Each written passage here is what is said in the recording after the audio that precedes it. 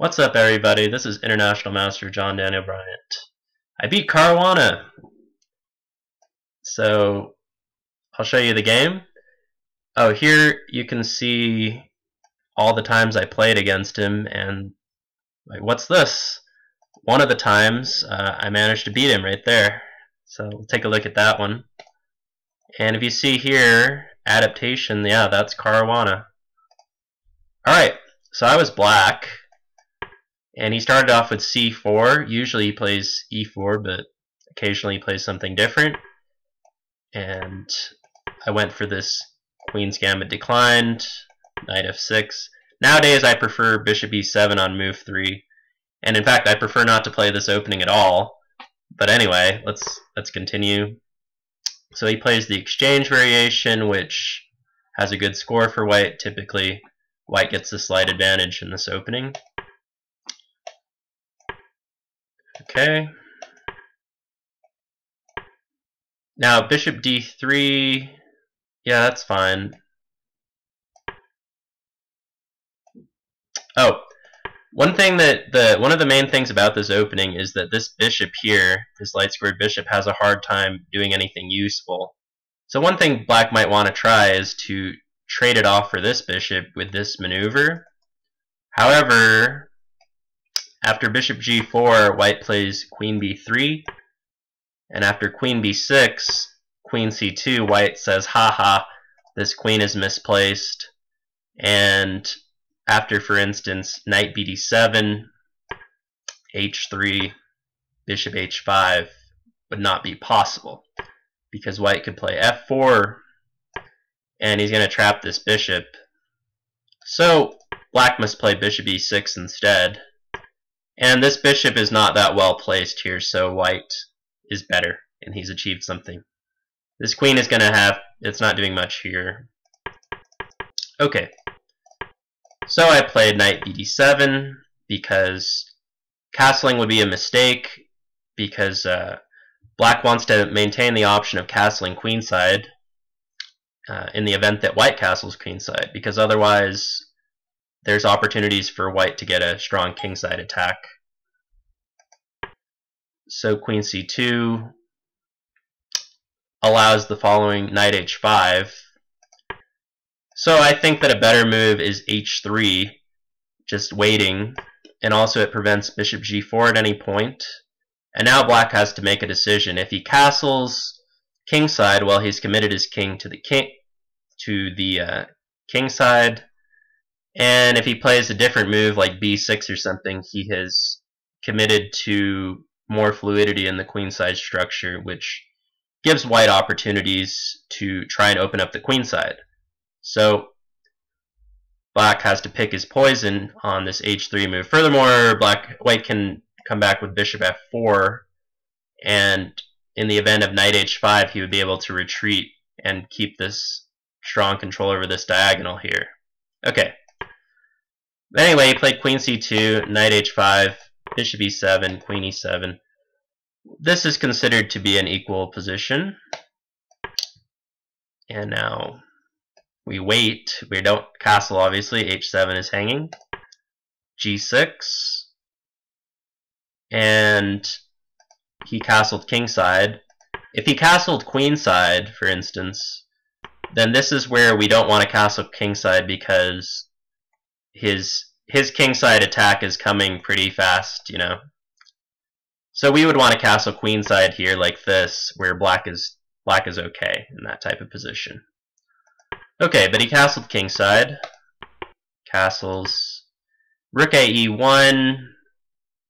It's okay, but I think that it's probably better for him to play rook b1 and just go for this minority attack, which I'll do a little demonstration. If we go something like this, knight b6, b4, knight g7, b5. If we take here, then this pawn will become isolated. And if we just leave it and we go here or something, then after takes, this pawn is weak. So white will have a slight advantage there.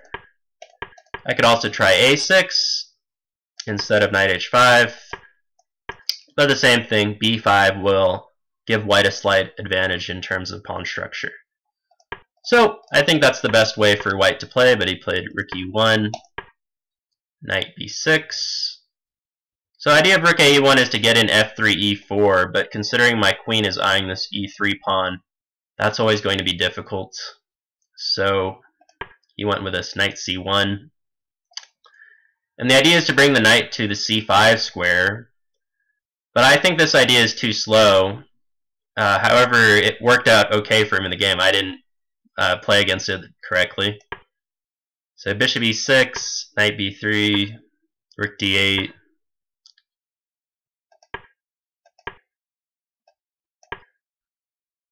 Okay.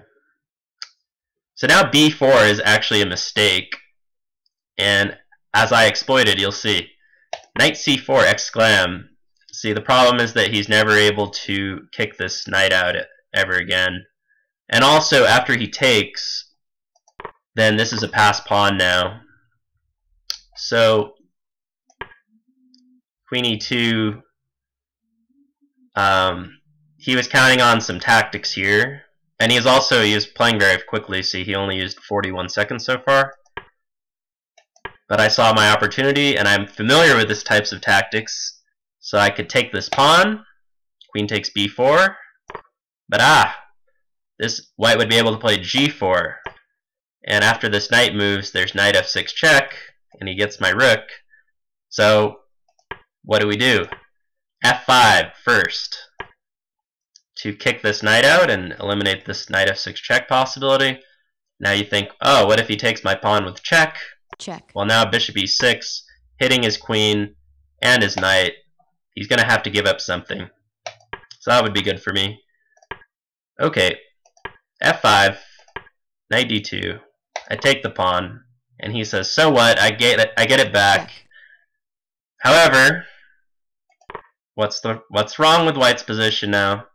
Bishop a6, and I'm winning an exchange here. So this is very nice for black. The only concern is that he has still a big advantage on the clock, but I'm pretty good in converting an advantage this large. So if I was to play c5 here, it would be a mistake because of knight c6. And after, for instance, rook d6 or rook d7, he could play d5. And this would be annoying with this knight here. So I wouldn't want to allow this. Okay. Maybe this is okay, actually. Anyway. Rook d6, rook c1. Bring my knight back into the game because it wasn't doing anything on h5.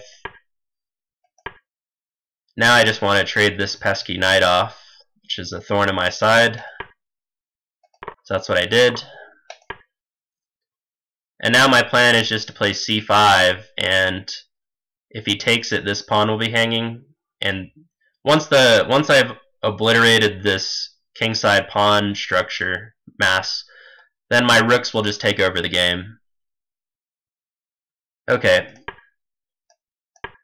So he brought his king in, I bring my king in. I probably should have played c5 already, but okay, on the other hand, once I play c5, it would allow d5, and now he has some annoying passed pawns, so that's probably why I didn't do that. Okay, so I'm preparing to play g5 after king e6.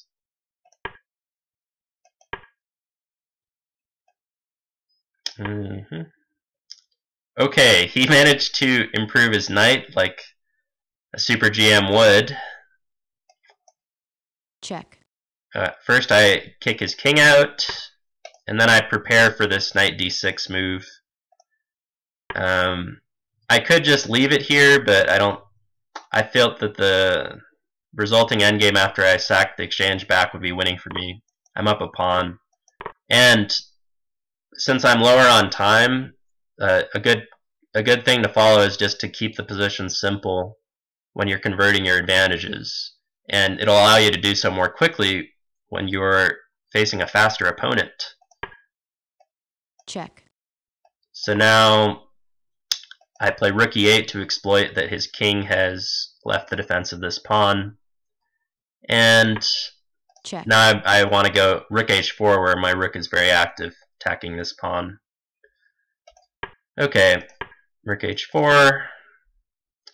And now king d5, just to prevent e4. So I have everything under control. I bring my rook back.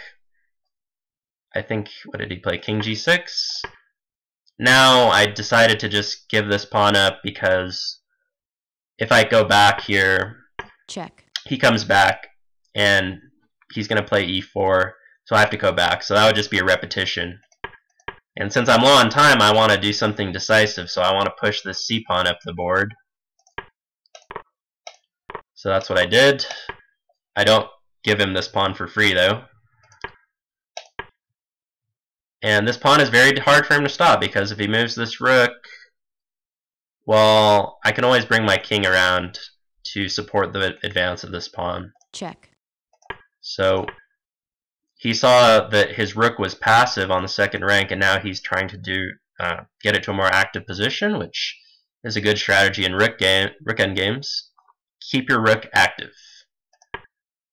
check, check, check, check. Okay, I think he realized he was lost at this point, and he was trying to make me lose time, but I was playing very quickly. After rook c4, I've pretty much sealed the deal. This pawn will now promote. Check. And that's it. White resigned. So that down goes Caruana. For the first time, I beat him out of 8 or 9 tries or something. So anyway, that's how I beat world number 2, Fabiano Caruana. I hope he wins the World Championship match against Magnus Carlsen as a fellow American. And I hope you enjoyed this video as much as I enjoyed this game. Thanks for watching. Like and subscribe if you like this video. And I'll see you all later. Peace.